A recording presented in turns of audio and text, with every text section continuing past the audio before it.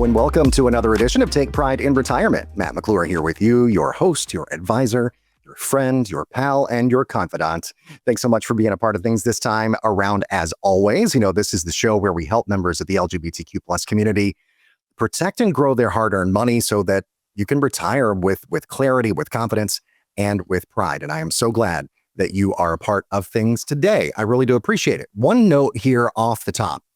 There are, Pride Month was back in June, but in the Atlanta area where I am, there are a lot of Pride-related events this month. As a matter of fact, I just was at one end of September, kind of the end of September, middle-ish to end of September.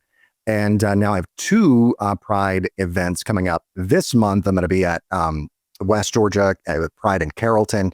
That's out at the University of West Georgia at their student center, the campus center there on Saturday. And then that's Saturday, the 4th of October, by the way. And then the following weekend, for 2 days, Saturday and Sunday, I'll be at Atlanta Pride, have a booth there in the marketplace. So come by and say hi if you're in the Atlanta area. Also, if you're watching the video version of the show, I am going to show you this. It is the new version of the t-shirt. Ta-da, the Take Pride in Retirement t-shirt right there. And my thanks to Shelby Todd, who really designed it and did such a great job. I've got a few of these. If you would like one, just reach out to me. Go to takeprideinretirement.com and fill out the contact form there, and it'll just send me an email. And you can say, hey, I'd like one of these. I'll get back to you. And we'll see about sending you one there, as long as I have one in your size or the size close to what you will wear. But yeah, we can do that.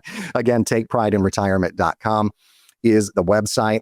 If you'd like, by the way, give me a call, 855-246-9211, 855-246-9211. I mean, you can ask me about the t-shirt. You can also ask me about a free consultation for your retirement plan, for your overall financial plan, whatever your needs might be. We'll take a look at it, go through it with a fine-tooth comb. I'll talk more about that as the show goes on here. But I wanted to share about the Pride events coming up and about the t-shirt that is very, very cool. If you're just listening to the audio version, it is purple, like the shirt from last year, but it has a new design on the front that's kind of like a faded Take Pride, like it fades in, and it's got, I don't know, it's really cool. It's kind of a little bit difficult to describe, at least for me, because, you may talk for a living, but maybe I'm not that great with words sometimes. But it's a cool shirt, and if you'd like one, reach out to me, and I'll be glad to send you one if at all humanly possible. All right. So on today's show, we're going to talk a lot about longevity. Yeah, people are living longer, and the big concern there is, how do I make my money last for my entire life? Like, how do I have more money than life instead of more life than money? Because that would not be a good situation. And if you do have kids, even in the LGBTQ plus community, a lot of people still do have kids, or they may have nieces, nephews, or other people, chosen family that you want to pass money along to, making sure that you can do that. And this whole longevity conversation is part of that as well. Making sure that you don't run out of money during your lifetime, so that you have some left over to then leave a legacy, whatever legacy, you want to leave behind. So there's all of that. We're going to talk about the fear of running out of money. We're going to talk about longevity risk and exactly what that is. Some of the old rules for income in retirement and making your money last that may or may not be the best rules to follow still these days. We'll have a little bit of an inflation demonstration. We're going to talk about Social Security some. It's a lot to get to, and it's great, great stuff here on this edition of the show. Also, I'm going to talk to a wonderful guest from AARP about technology. And I'll kind of start off the show with that here after the quote of the week in just a moment. But I'm going to talk to him about the use of technology and kind of how to keep yourself safe online. It's Tom Kamber with AARP, and he's got some great advice there about how to keep yourself safe online, about how to use technology, but doing it in a responsible way. And they actually have some really actionable steps that you can take via their challenge that they have, sort of like, keeping it's your digital house cleaning challenge, I believe they call it. And so I'm going to share that conversation with you right after we get some inspiration for our conversation this week. And we'll do that, as always, with our quote of the week. And now for some financial wisdom. It's time for the quote of the week. And this week's quote comes from civil rights activist and LGBTQ+ ally Angela Davis, who said this: "You have to act as if it were possible to radically transform the world, and you have to do it all the time." Boy, great words there from Angela Davis. Because in retirement, when it comes to retirement planning, you might not be transforming the whole world, but you can transform your own future.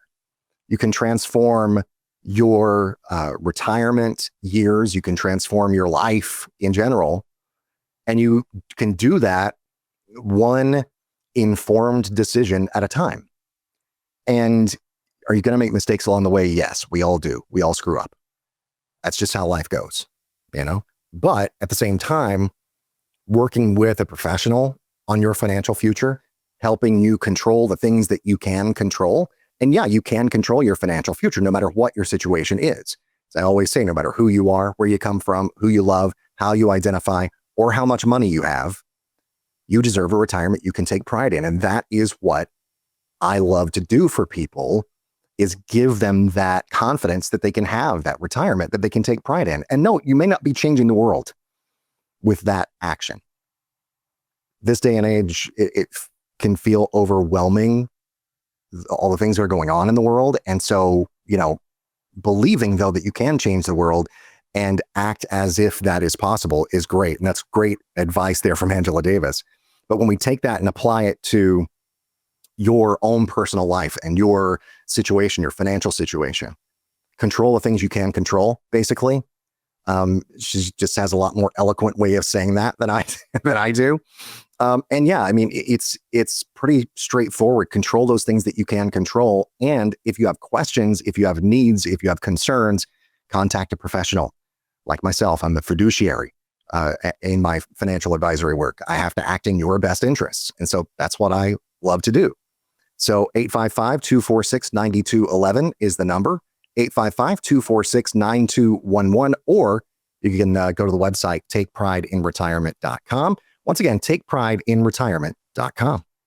Technology is integrated everywhere into our lives these days. And, getting your digital house in order is so important, especially when it comes to your data privacy and all of those things. And joining me to talk more about that is Tom Kamber. He is Executive Director of Older Adults Technology Services, or OATS, from AARP. Tom, thanks so much for taking some time for me. Appreciate it. Thanks for having me today. I know that you all have done some research there, specifically regarding older Americans and kind of how they feel about using technology. There seem to be a lot of concerns about digital privacy, kind of the digital footprint that people leave behind.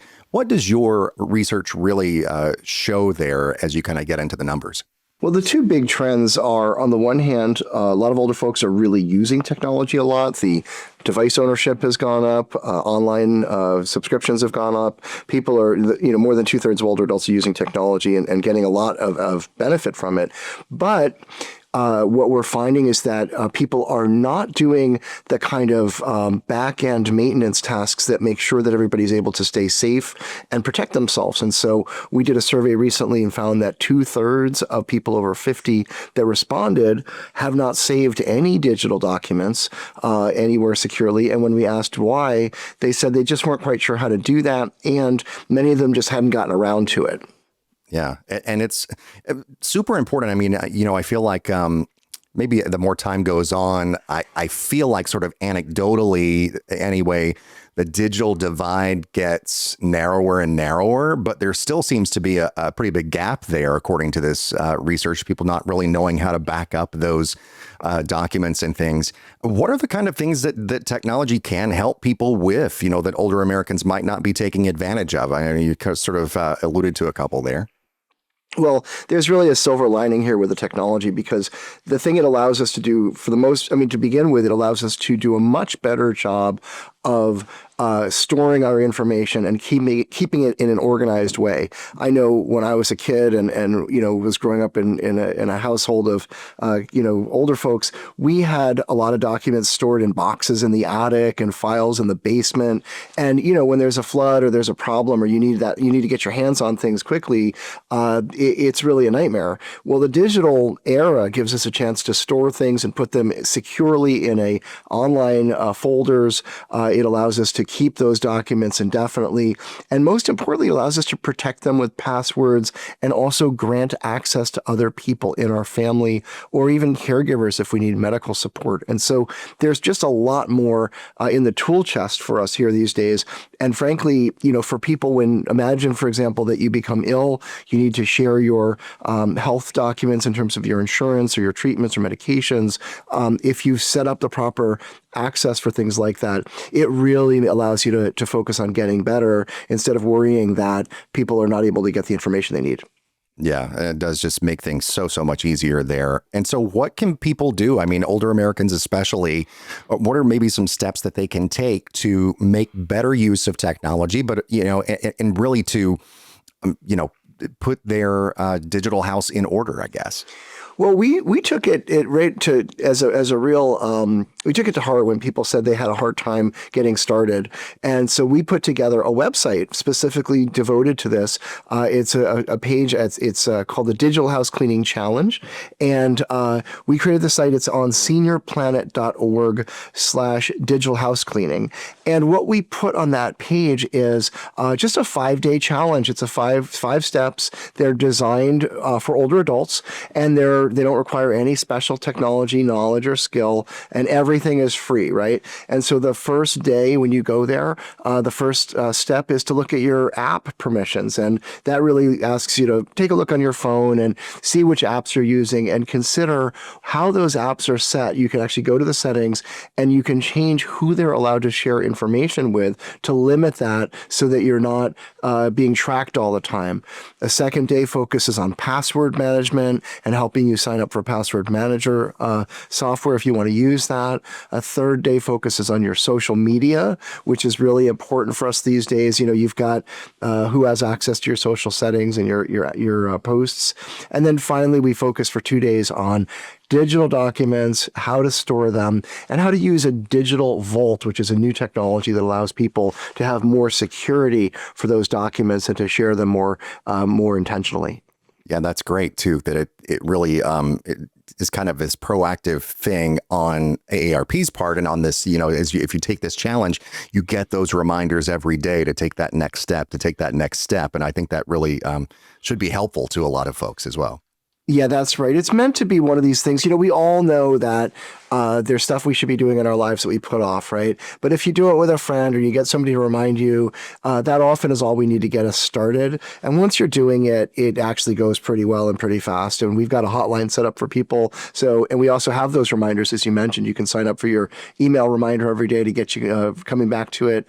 And it'll get you done in just a week of setting at it, of working with it a little bit. And it'll take a real load off your shoulders and know that you are, first of all, taking care of all your own information.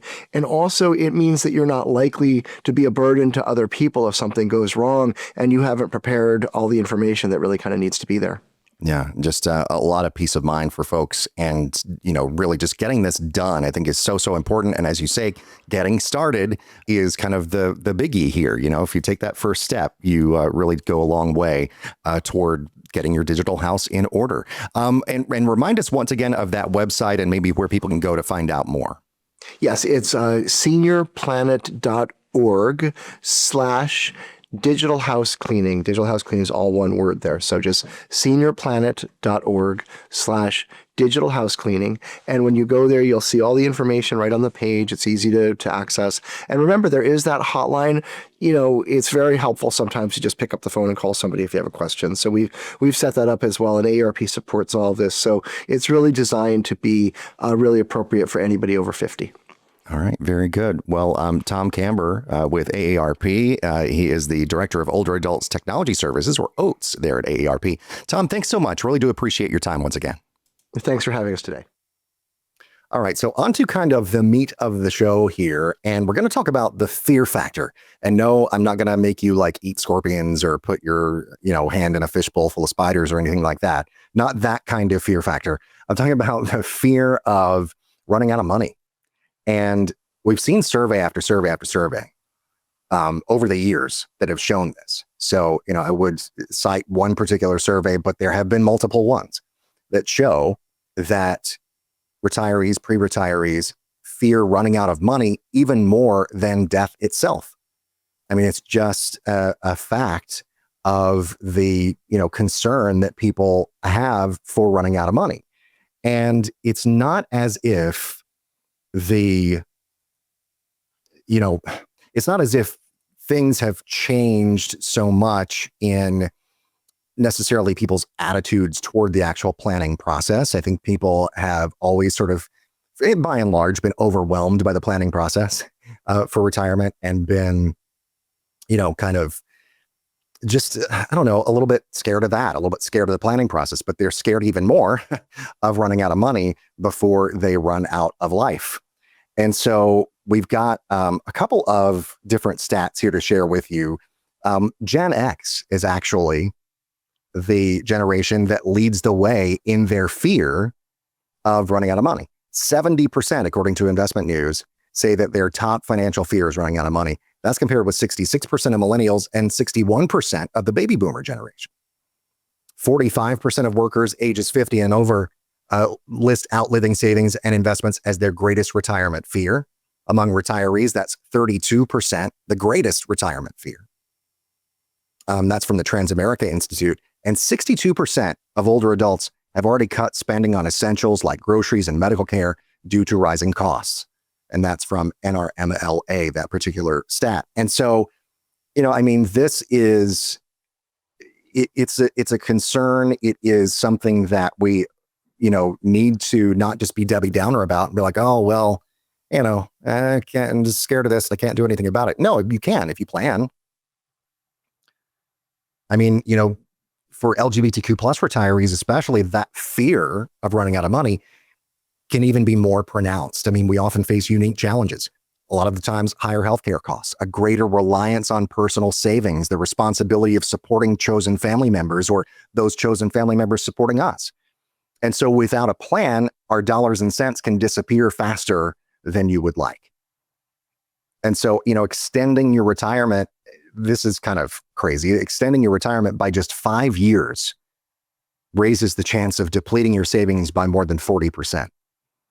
And so if you want just one sort of quick tip here, it's to always plan for longer than you think you're going to live, not shorter, right? Plan for, if you want to say, okay, I'm going to plan, I'm going to live to be 110. I would much rather you do that than say, I'm going to plan to live to 80. Because 110, you might not make it. People are living longer these days, even post-COVID. But the chances of you living to 110, not that great. But if you only plan to 80, boy, on your 81st birthday, that's not going to be a happy birthday for you. So if you would like a plan that is good no matter what, no matter how long you think you're going to live, and no matter how long your parents lived or your other relatives lived, taking all of the things in your life into account and looking at your life expectancy, looking at your health, looking at your financial health, and getting all of the things in order that you can, controlling the things that you can control. If you want a plan that accounts for all of those and make sure that you are going to have income for the rest of your life, I encourage you to give me a call, 855-246-9211, 855-246-9211, or go to takepride.retirement.com. So, we talk about this concept of living longer than your money, and that really is kind of the wonky sort of phrase for it is longevity risk, right? It's, there are a lot of different risks that we face, financially speaking. And as I've studied these things to become a financial advisor, you learn a lot about these different kinds of risks. You've got legislative risk. We've seen a lot of that in Washington this particular year. And in this past week, as a matter of fact, So you've got like legislative risk, you've got regulatory risk, you've got risk of the market, so market risk. One of the others is longevity risk, and that, simply put, is the fear, or the risk rather, of outliving your money. According to the Bureau of Labor Statistics, I believe is where this came from, or the Census Bureau. I think it's the Census Bureau actually came out with this. Let me make sure that I'm telling you the right thing. Actually, no, this was I got another one from another agency in just a minute. This one's from the Social Security Administration. So the Social Security Administration, I'm human, yay. The Social Security Administration says a 65-year-old American today can expect on average to live another 20 years or so into their mid-80s. So that's why, another reason I'm saying, if you're, in your 60s or whatever, and you only plan until the age of 80, not going to be so good, because on average, according to the federal government, you can expect to live another about 20 years or so. And women, especially LGBTQ plus women, face a higher risk because they tend to live longer than men. So even on average, will live longer than the guys out there, and often will spend more years widowed or single later on in life. And here's the issue, though. Only about a little more than a third of adults even understand the financial implications of longevity and of that risk. Planning for 25 years used to be the thing, because that was sort of a little bit higher than average, the amount of time you would spend in retirement. So if you plan for 25 years and you live for 35, that's a recipe for disaster, a recipe for running short. And more years retired means more years of inflation. You got more years of healthcare, more long-term care costs to pile up as well. And so kind of a quick tip there is to come up with a plan that blends growth, protection, and guaranteed income. And that way your money lasts as long as you do. And those are the kinds of plans that I love to come up with for folks. Everybody's situation is different, right? Like no two people are the same. And especially in the LGBTQ plus community, I mean, the symbol is a rainbow for crying out loud. So we've got all the colors of the rainbow, all different walks of life, all different identities, and all of those things. And so we come from different places. That means different financial realities for us. And I love taking people's unique situations and then saying, okay, here's what you've got. Let's analyze that. Let's see where this would lead you. Let's project things out and say, okay, hypothetically, if you keep this particular investment allocation into the future until you're 95, what could that look like? What's the most likely scenario for that? And then we'll say, okay, can we do better than that? Can we move things around? Can we start putting more money in one particular place over another? Can we make some different decisions so that in the future, you have a more secure retirement, you have income that's going to be around as long as you are, you have the proper amount of growth, means you're taking the right amount of risk for your particular situation, and you have the right amount of protection. You've been working for however many number of years, you've put so much money away, it's in your 401k or your IRA or whatever other plan, get TSP if you're a federal employee, whatever the situation might be for you. If you've been working so hard and doing all of those things for so long, why would you want to put that money at too much risk? Protect what you already have. Protect what you've worked so hard for, still get a good amount of growth in that protected money, or at least the potential for a good amount of growth in that protected money. And then with a different portion of your portfolio, still, be maybe a little bit more aggressive there, get more growth. So you've got the growth side, you've got the protection side, and then you've got a switch that you can flip and turn on some guaranteed income for the rest of your life. And so you've got a guaranteed income stream, you've got a pot of money in your retirement years, and you've got Social Security. You've made your own three-legged stool. That used to be the whole big thing. Three-legged stool of retirement was a pension, Social Security, and whatever you had saved up. Well, pensions have gone the way of the dinosaur, right? So you've a two-legged stool, and it's not going to stand up for long. Is she going to be wobbly, y'all? And so, you don't want that three-legged stool to turn into a two-legged stool, and then you're sitting there without any sort of security in retirement. So replace that pension with a pension of your own, one that you create. And I can help you do that. TakePrideInRetirement.com is the website. That's TakePrideInRetirement.com. Now, I mentioned at the top of the show, we're going to talk about some of the old rules that were out there. And one of them, we sort of talk about, and this is one that's called the 4% rule.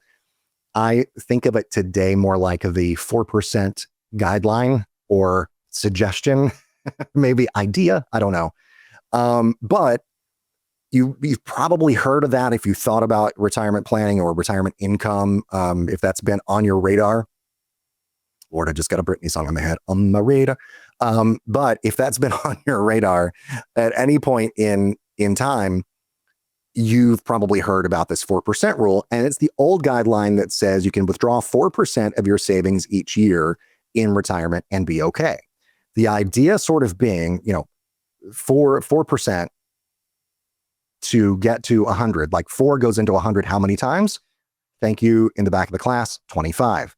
So that's basically planning for 40 or for 20, for 40, Lord, for 25 years of retirement if you don't have any growth, right? And so that's kind of what I was alluding to earlier, is that it used to be you just plan for about 25 years of retirement, that's it. But that is, because people are living longer, not so much a good idea today. There's an analysis from Morningstar, and Morningstar has all kinds of analyses that they run. One of the previous episodes of the show, I actually talked to somebody from Morningstar, and you can go back and watch or listen to that if you want to, because she had some great insights about the LGBTQ plus community in particular. And, Morningstar's latest analysis suggests not a 4% rule, but really like a 3.3% rule, kind of more realistic in today's world. And then, you have to think also, so many people in this country rely solely on Social Security. But that can really, especially these days when the future of Social Security is so uncertain here, that can leave dangerous gaps in your income. You want to obviously have more coming in than going out every month. And so if you're only relying on Social Security, that's probably not even going to cover your bills every month and your other living expenses, your food, your, keeping four walls around you and a roof over your head and all that kind of thing, not to mention repairs on the house or whatever, the repairs on the car, whatever the situation might be. And for LGBTQ plus retirees who are less likely to have traditional pensions, it's especially risky. That's why I said earlier, let me help you create your own personal pension. And there are a couple of different ways we can do that. And I would love to talk you through those different ways that we can do that. TakePrideInRetirement.com is the website, by the way. So yeah, there are those old rules like the 4% rule that really don't necessarily apply today because of the longevity issue. Because we are living longer, you need to not withdraw as high a percentage each year so that that money can last longer. It's kind of that simple. Now, there are some other quote unquote rules that you might be able to still follow today, or at least use those as more effective guidelines. There's like the rule of 100, which is one that I like as a general guideline for people because it says take your age and subtract it from the number 100. And whatever's left over is the amount of money that you should have at risk in the market at any given time. And of course, there are different factors in there that could have an effect on this. If you are someone who has a higher tolerance for risk, you want to shoot for the moon, that kind of thing, maybe you can take a little bit more risk than what this would suggest. But the idea being that the older you get, the less risk you take, because the closer you get to retirement, the less runway you have to make up before you take off into the retirement blue sky, the less runway you have to make up for any losses that you might experience. So you put more money in a protected part of your portfolio, protect what you've earned, right? The closer you get to retirement. Still take some risk, but with a lesser percentage of your overall portfolio. And that really is what it is. So, if you're 40, you subtract that from 100, you got 60. Well, 60% of your portfolio can be at risk in the market. That's that guideline, right? Flip that around. If you're 60, only 40% should be at risk and the rest of it should be protected. So, but you also need to maintain some flexibility. That's why I say it's a guideline and not a hard and fast rule, right? So you got to have a flexible plan, one that mixes growth investments with the guaranteed income that I talked about, maybe some tax smart withdrawals as well. We can talk about things like Roth conversions and that sort of thing. Having some flexibility there, but still knowing that you have a plan in place that no matter what happens, you're going to have that guaranteed income and you're going to be set up for success. That adapts better to the reality of today, really. The old rules can serve, as I say, as that kind of benchmark, maybe a guideline or a suggestion, but they're not a blueprint. They're not to be followed exactly letter for letter, number for number, right? Want to know where your hard-earned money is going? It's time for an inflation demonstration. Inflation over time is really something to worry about. It's a big deal. See, I told you I was a wordsmith. It's inflation, big deal. Yes, it is. Well, that's the show. Good night, everybody. No. Something else, though, that works against retirees is inflation. It's kind of like a silent thief, coming in and eating away at the money that you have there. While you may look at your accounts, you may look at your 401k, you may look at your IRA or whatever other investments that you might have in a bank CD or whatever it might be and say, oh, well, that's growing. That's good. But how much is it growing? And is it outpacing inflation? Because that's really what you got to do. Otherwise, the numbers, they may be going up. The numbers on paper in that IRA 401k, they may be going up. But if inflation's going up faster than that money is increasing, then you're in a bad way because that money doesn't go as far as it used to. And so that's why it's kind of a silent thief. You don't really see it necessarily on paper, but you really will feel it in the future. It kind of slowly erodes that buying power year after year. And it hits the LGBTQ plus community particularly hard. Studies showed that LGBTQ plus retirees often face higher healthcare costs, fewer family-based caregiving options, making the pressure even more intense on LGBTQ plus people. And, even though Social Security's cost of living adjustments, they can help because they're tied to a particular index of inflation, right? They're kind of indexed to inflation each and every year. They don't really fully keep up most of the time. There's a bit of a lag, based on when the calculation is announced. Usually it's like mid-October for the following year. But then, what if there's some big event or something that happens that drives inflation way up the last quarter of the year? Then you're not really, at any kind of advantage. You're better off than you would have been, but are you really, And so the cost of living adjustment or the COLA, it helps, but it doesn't necessarily keep up fully, especially with things like healthcare and housing costs rising faster than average costs overall. And so one thing that you can do and look at here, and I can look at that with you as we go through with your particular situation with a fine-tooth comb, is build an income stream that rises with inflation.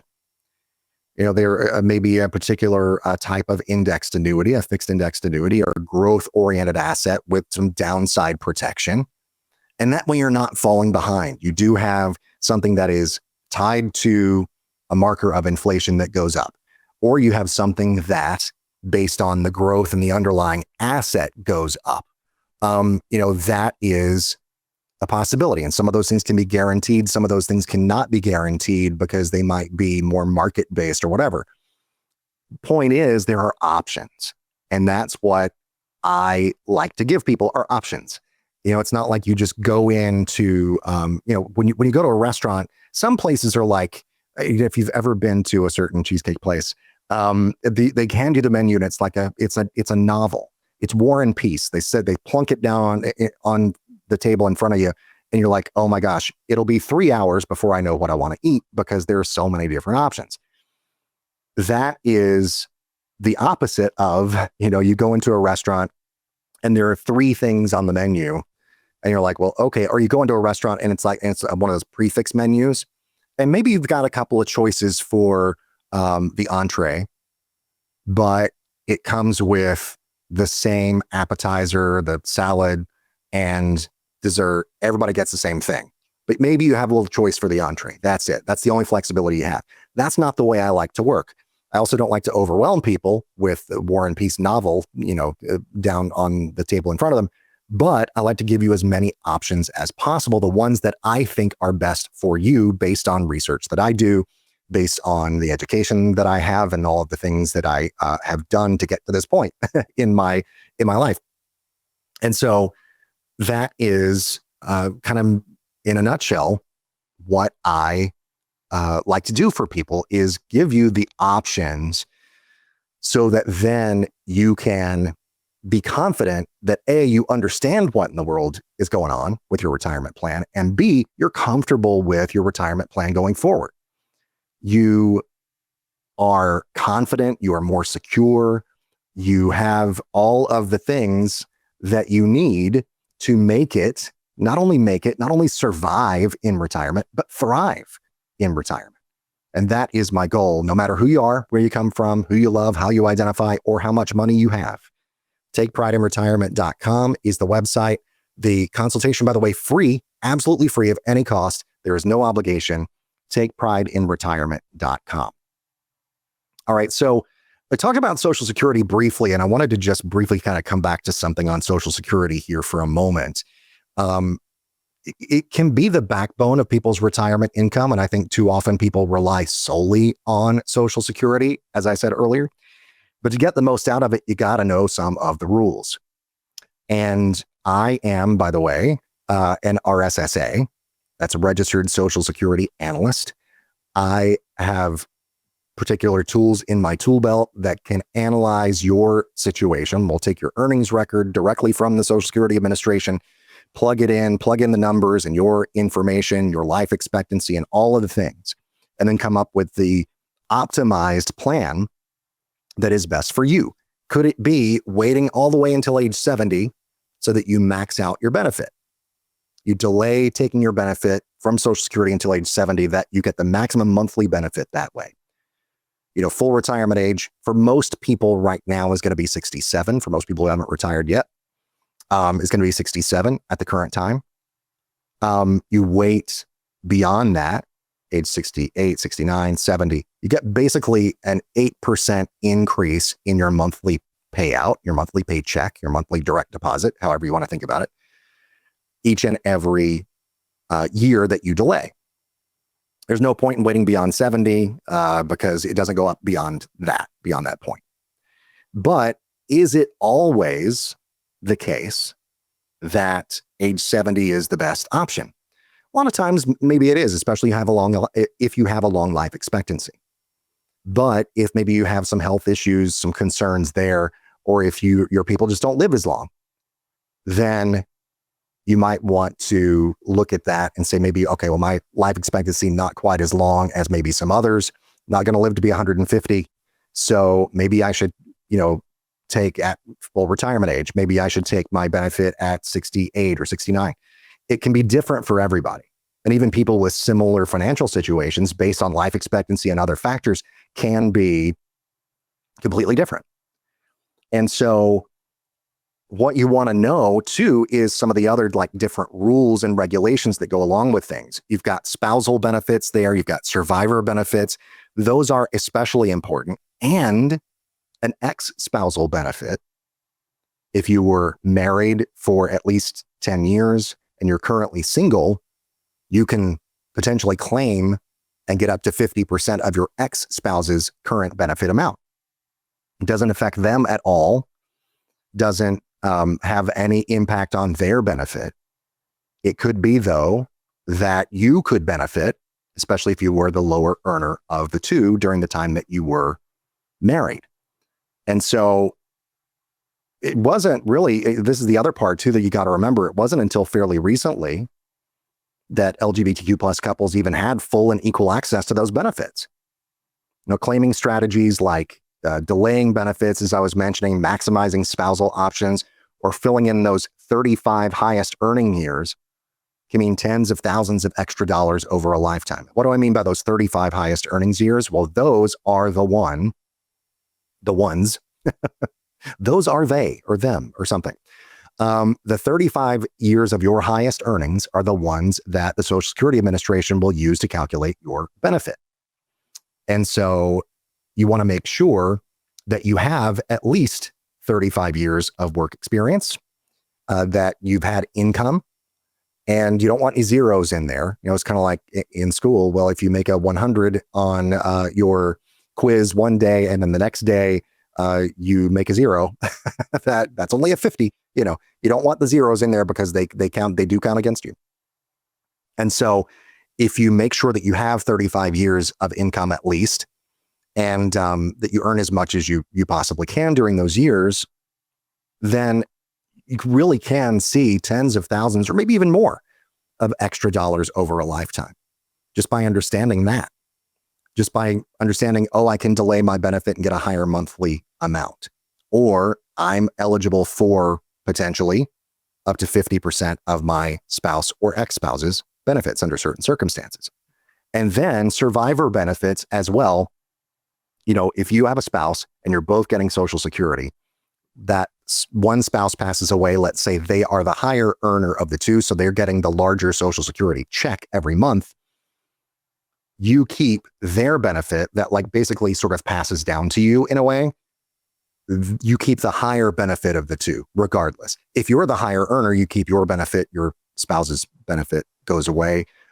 If you are the lower earner, you get your spouse's benefit because it was a higher dollar amount. So whichever is the higher dollar amount, that's the one that stays. And so you got to understand all of these things. I've taken the time to get the certification as an RSSA to make sure that I know these things so that I can then analyze your situation with Social Security and help you make the right decision for you, for yourself. And so you got to run kind of those multiple what if scenarios, and the right claiming strategy can help preserve your savings for longer as well, because then you may not have to dip into them, right? Or at least not as soon or not as often if you've got more Social Security income coming your way. If you would like, by the way, I can run an RSSA roadmap for you. That's the analysis, the kind of Social Security optimization report that I like to do for folks. Just reach out to me, takeprideinretirement.com. That's takeprideinretirement.com. You can also give me a call, 855-246-9211, 855-246-9211. And on the website, by the way, you can do a couple of things there getting in touch with me. You can just use the contact form. That's fine. It sends me an email directly to my inbox. Or you can actually schedule a consultation, that free consultation with me directly in the website there. Just click on schedule a consultation. It's that easy. It's right up at the top of the screen. Just click on that button and it'll take you to my calendar and you'll see my real-time availability. So I want to sort of leave you with this last little part here. And that is, we've been talking a lot about, it's a little bit doom and gloom. I don't think it's been too bad, but a little bit doom and gloom. But I want to turn the fear of outliving your money into something positive, into a feeling of freedom, right? And so all of these challenges, how do you turn all of these things like longevity risk, inflation, those old rules into a retirement that you can actually enjoy? Well, the first thing that you do is you start with the basics, right? You cover your essentials, those essential expenses, the things like, keeping the roof over your head, keeping the power on, keeping the water coming out the pipes and all that stuff, and keeping food to eat on the table. Cover those essential expenses with guaranteed income sources. If you've got a pension, lucky you are in the minority, a very small minority, and getting smaller these days. That's great.